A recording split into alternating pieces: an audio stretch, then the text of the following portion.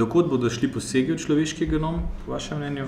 Kako preprečiti genetski inženiring na ljudeh, ter kakšni lobiji se skrivajo z določitvijo, naprimer, tekmovalnosti kot kreposti gensko načrtovanega človeškega bitja?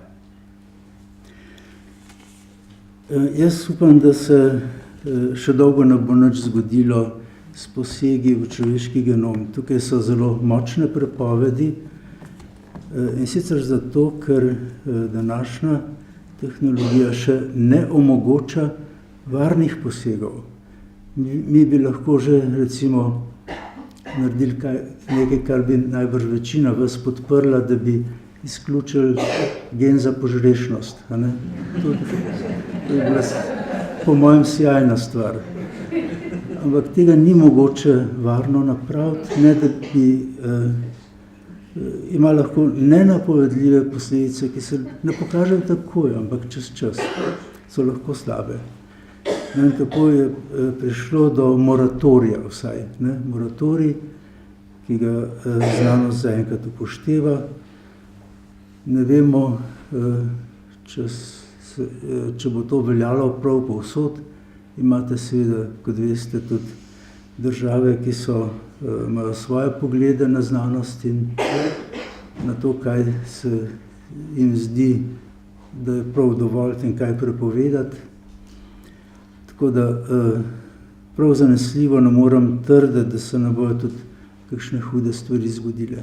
Ampak vsaj v zahodnem svetu je zaenkrat ta prepoved zelo trdna.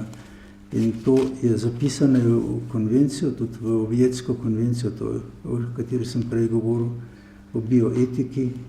Tukaj so prepovedani posegi v genom, ki se utegnejo prenašati v naslednje generacije.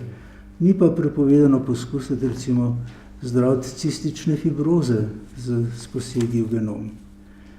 Ampak ti posegi so se izkazali zaenkrat kot veliko manj uspešni, kot so bila pričakovanja. No, eni so pač rekli, poglejte, imate v družini diabetes tipa 1, ki je genetsko pogojen, a ne bi bilo prav, da tukaj posežemo v to in da bodo vsaj naslednji otroci zdravi, ali pa že ti, ki so rojeni. Kot rečeno, to še ni dovolj varno. Bilo je še nekaj na koncu rečeno tam v tem vprašanju. Glede kateri lobiji se po vašem mnenju skrivajo za določitvijo tekmovalnosti kot krepost? Tekmovalnost. Veste, jaz bi rekel, da državni voditelji bi radi imeli tekmovalne državljane, ki bodo gospodarstvo pripeljali v večjo konkurenčnost in tako naprej. No, ampak to, jaz mislim, tako daleč te stvari res še ne grejo.